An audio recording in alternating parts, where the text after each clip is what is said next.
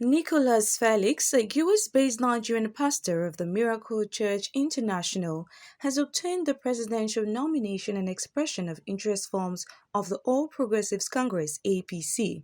Felix procured the forms at the APC headquarters on Thursday. The cleric joined the growing list of presidential aspirants who have declared to contest the presidency on the platform of the ruling party.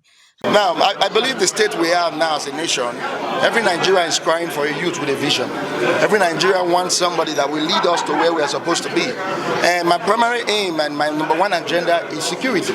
And that's what I'm bringing to the table, trusting that 100 days after I'm sworn into office, we will tackle insecurity in this nation with every force and with every might.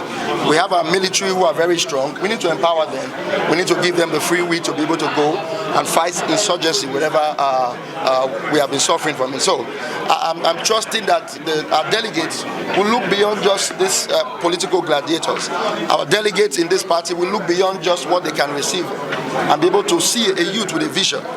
As of today, I'm the only youth in this race who have purchased the nomination from both parties, and I'm trusting that Nigerians will rally behind us. However, the US-based cleric is not the only pastor who has declared interest in contesting the presidency on the APC platform in the 2023 general election. Tunde Bakare, the serving overseer of the Citadel Global Community Church, formerly known as Latter Rain Assembly, also procured the presidential forms. Addressing newsmen in Abuja after paying for the expression of interest and nomination forms, Bakare said he would change the country's narrative by enthroning good governance if elected president.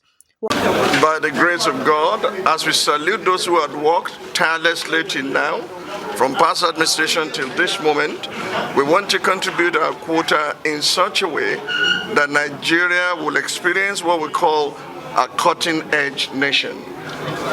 Never again will we be backwards. I trust God helping us with good men of goodwill, from the east, west, north, and south of our country, across party lines, male and female, will rise up to rebuild our nation in such a way that the devastation we have experienced will never see again.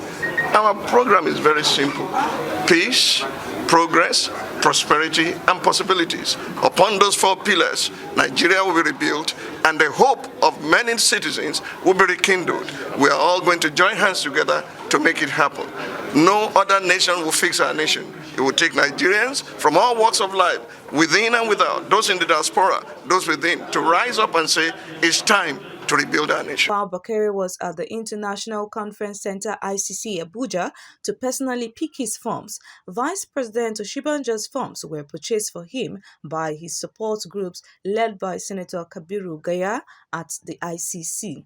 I've been in politics for many years, and I understand at a certain level how politics should be played. I believe it's a matter of give and take.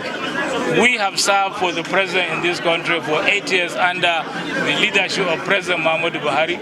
So therefore the presidency should go to the south. And that's why we said the best able person to handle this matter is somebody who has been in the system. If he's sworn in today at the Eagle Square, by tomorrow morning he can pick up because he's already in the system. I was a governor, I know what it takes. When you are sworn in, it takes time for you to learn to move forward. But when you are in the system, you don't have that problem. It's going to improve because they have now drawn a plan which will can appease stability and better economy. And it's going to improve on that new plan we have to develop the economy to a better and for Nigerians to be better.